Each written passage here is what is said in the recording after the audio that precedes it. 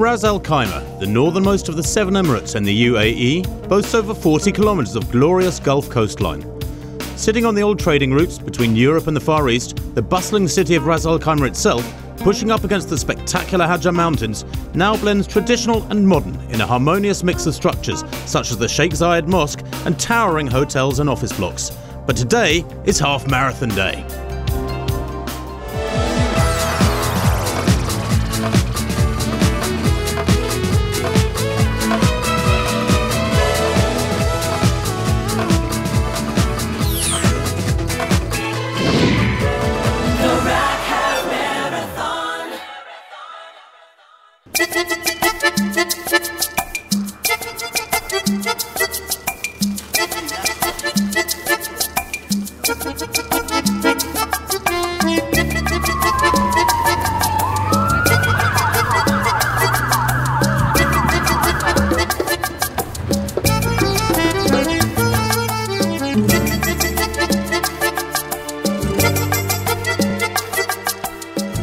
Hello and welcome to the Ras Al Khaimah International Half Marathon, the richest half marathon in the world. An outstanding field of elite athletes lines up for this competitive race. They're joined by hundreds of local runners who are competing for fun, for charity and for community. It's an event that has put the emirate of Ras Al Khaimah on the map. Joining me is Tim Hutchings, our expert commentator. He'll be taking us through proceedings as they unfold. Tim, in the past we've had some good times in this race. We have indeed, yes. 2 years ago, the fastest time in history. It wasn't ratified because of one small failing in the drug testing procedures after the race, but that was a technicality. It confirmed this as the very, very fastest course in the world. Last year, the top athletes came back again, and we had another quick race under 1 hour. That's the benchmark for the men. 7 men have now broken 1 hour on this course, which for a half marathon is astonishing. This is the third race. It's now established as one of the very best in the world, and we're keeping our fingers crossed for a world record. It's a fast course, isn't it? What makes it so fast? It's dead flat, that's an obvious one. You don't get much wind, although there's a bit of wind now, so we're keeping our fingers crossed again that it drops. And there are very few corners, so the athletes, the elite athletes, the top guys who have run in the Olympic Games and the World Championships can build up a nice rhythm and stick to it, a steady tempo. Well, to see just how fast this course is, earlier on we spoke to John Kunkeler, the official course measurer. This is a high-speed course. There are absolutely very few curves, very, very fast asphalted course, flat, and well, if there would be no wind, I will be definitely sure there will be a world record. So, Tim, what do we think of the field this year? It's hard to find the superlatives for it. Very high calibre. Both the champions are back from last year, Evelyn. Patrick Macau, who was the winner last year, was second the previous year. He's back to try and retain his title. And Selina Kosgei of Kenya as well was the champion last year. She is back. They're both in great shape. We're looking for 2 fantastic races. Excitement Hotting up here. Is there a chance of a world record today, Tim? There certainly is, yes, but a man who knows as much as me and probably more is Ian Ladbroke, of course, the elite field coordinator. On the men's side, it looks like a fantastic race and we're chasing the world record, so let's hope that the weather's kind to us and that we get really fast times today in RAK. So an assessment of conditions from Ian there. What do you think of the conditions, Tim? This wind is worrying, Evelyn. The start is about 15 minutes away. It's very, very strong. The sun's coming up over the mountains to the east. We're keeping our fingers crossed that as it comes up, so the wind will go down. But the athletes are looking for fast race and perfect conditions, and at the moment they're not perfect enough. Well, let's hope that we have better conditions as the day goes on for all the athletes and, of course, the amateur runners all over the UAE. Individuals and clubs have been bitten by the running bug, and I caught up with some of them earlier.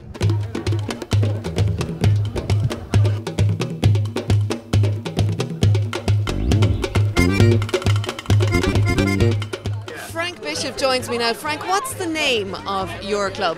We are the Unlikely Half Marathon Runners Club. I understand that you've got a secret. You've been eating huge amounts of a certain foodstuff which you believe will give you the power to get through today. Yeah, without going into details, if you eat copious amounts of garlic, it sort of helps you with your ability to run faster. Okay, so how much garlic did all of you guys eat last night? Well, Mark is the garlic king, Mark right here, and he, what did you say, how many cloves of garlic was it? 10. 10 cloves in a small bowl, and then we just sort of scrunched it up with a bit of butter, and sorry about the smell. Well, I'm sure you'll have an advantage because nobody will want to run next to you guys, so you might leave the field behind. That's the idea, and I'm going to be standing right in front. So from the start, if I'm right in front, we should have the race in you know, nailed. Well, here's one gentleman who'll be keeping the runners on their toes and in rhythm. How are you, sir? How are you doing? Fine, thank you. Are you going to actually be running the race yourself? No, actually, just we'll go and come. We are everywhere. Best of luck warming this crowd up because it's a bit cold at this hour of the morning. Yeah, but you know, we are warming up. We are heating our body already, you know. Thanks for talking to us. You're welcome.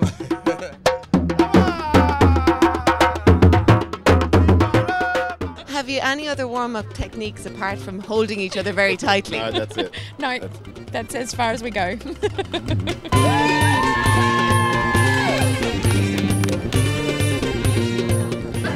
Raising money for kids that can't afford medication. Many people in this marathon running for charity, all sorts of good causes. I'm here with Joanna and her friends. Joanna, who are you running for?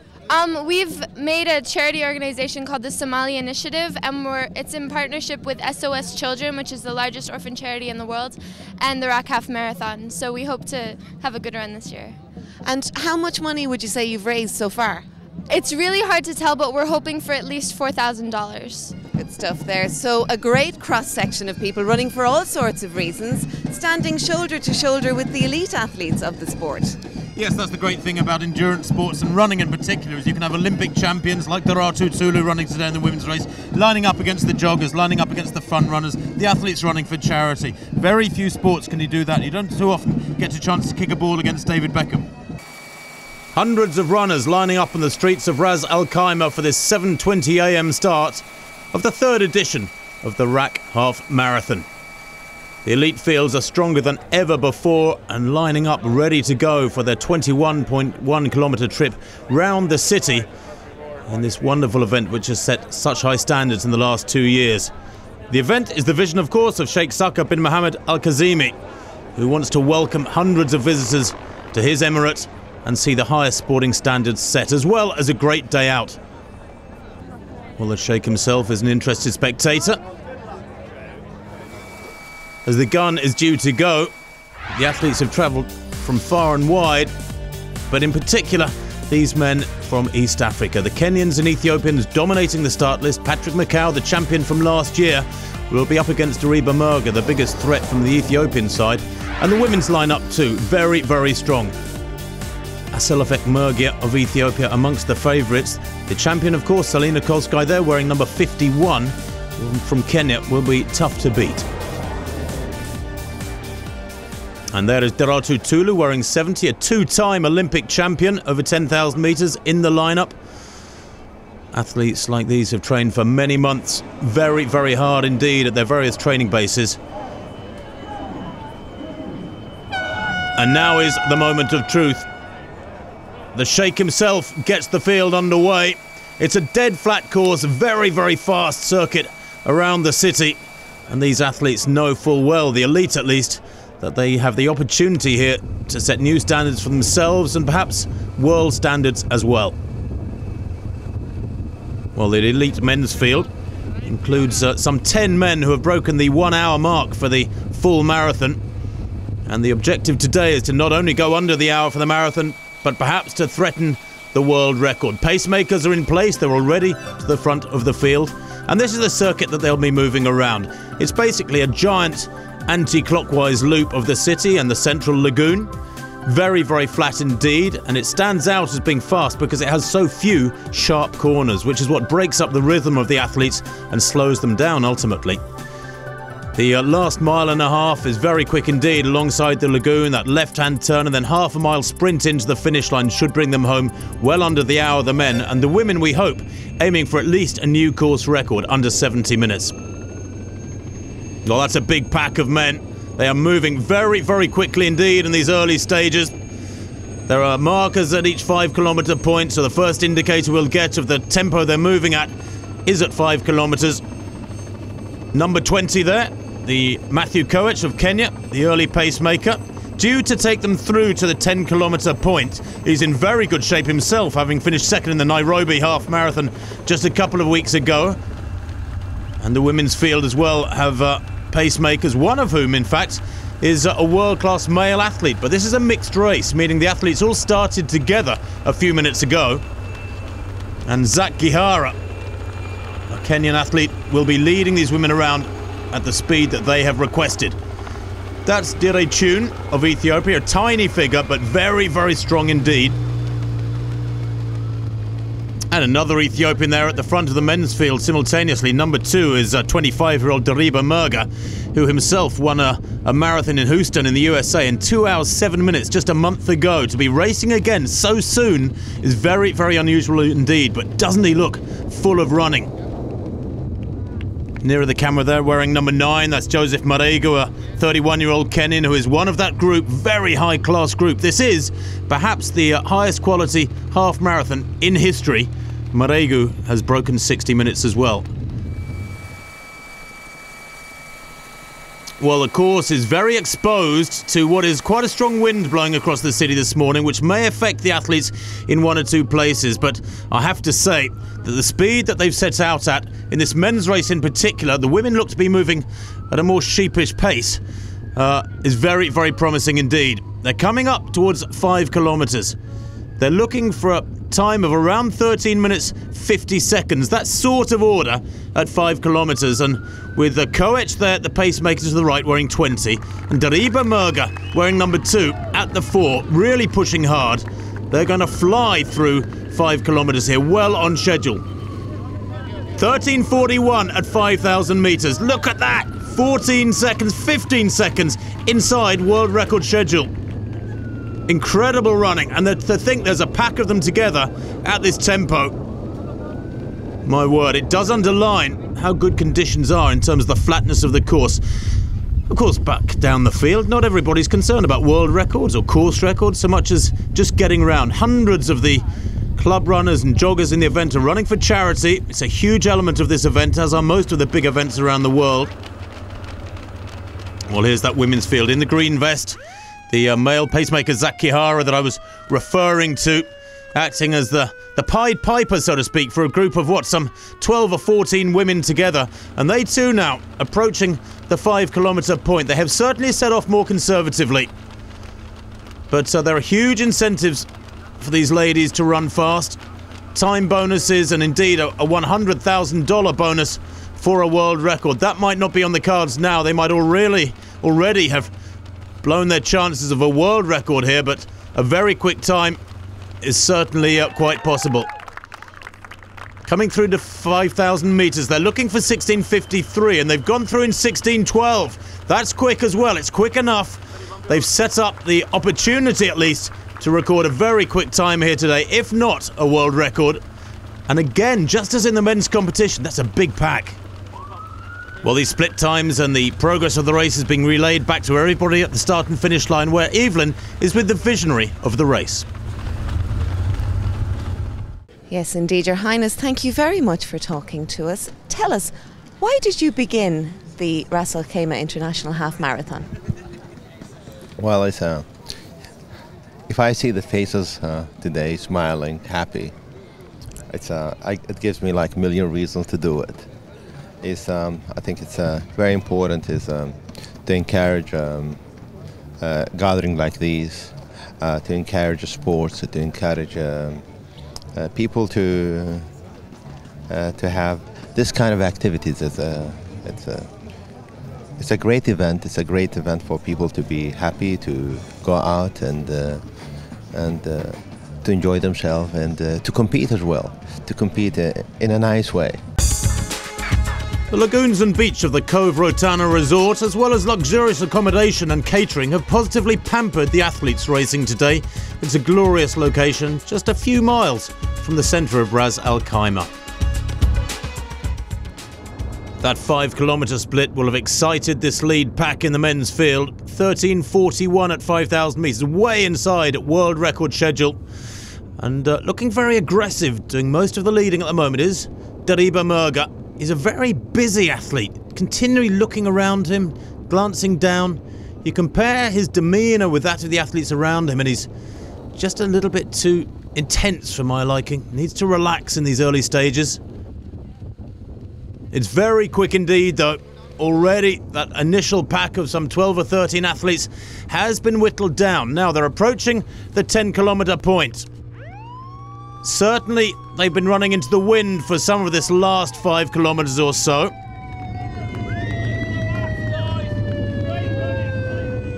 They're looking for a target time of around 27:50, there or thereabouts. And this is going to be quicker, I think. 27:52 is what they need. Well, they approach the 10-kilometre point. There are the mats. They run through the mats. 27:40. They're way inside world record schedule. It's getting so promising. This third quarter that they're running into now is very important indeed. If they get the tempo right here, then the world record is on. My word. Well, back at the finish, it's a bit quieter, but Evelyn is waiting for the relay to get underway. Well, this next event promises to be interesting and a lot of fun. It's a relay race, but the traditional baton has been replaced by this, a Velcro strap containing an electronic chip. And with me to help me out with the demonstration are Barry from the UK and Caroline from South Africa. Now, what you guys are going to do is you're going to attach these Velcro straps to your ankles. They're in the first phase of the relay. So as we can see, the strap has to be attached to the ankle, and when they reach the first changeover point, if you just move forward onto the mat, the beep means that the time has been logged, and therefore the changeover can take place then. So they take off the straps and hand the straps to their teammates. Now that we've had a look at that, let's meet some of the competitors Barry and Caroline will be competing against today.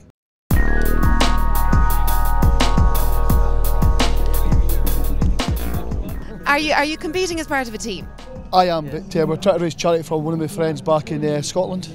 And what's the charity? It's for the neurology department in Aberdeen Hospital. Have you done any half marathons before today? No, no. But I go to the gym and I play football twice a week, so hopefully that'll take me through the 5k. Have you got a strategy for the road ahead? Trying, as long as I don't get overtaken from a banana, that's my strategy. Keep in front of the banana.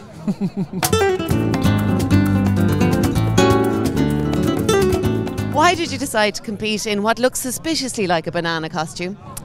For fun, because we feel that not a lot of people are eating bananas, so that's why we decided that we've got to promote bananas.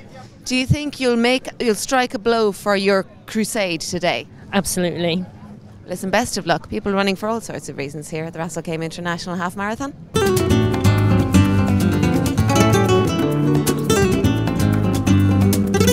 So a treat in store for our relay runners there. And speaking of treats, the elite athletes were treated to some hospitality, Arabic style, by His Highness Sheikh Ahmed bin Sakr Al Qasimi 2 nights ago. Let's take a look.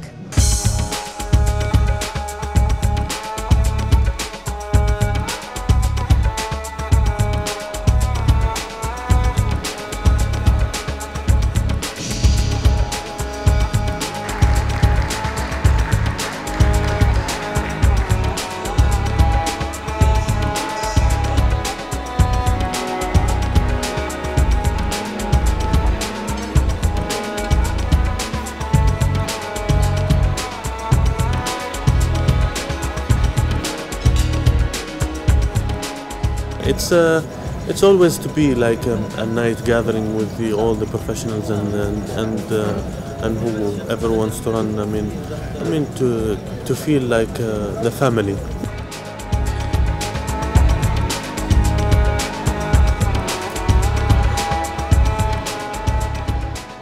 I think it's always exciting for athletes when they travel to feel that they're very welcome, and the Sheikh and bringing his family and his people along tonight to meet the athletes was fantastic. And I know it gives the athletes a big buzz, makes them feel at home, makes them feel really welcome. And if the athletes are relaxed and feeling good, they're going to run fast.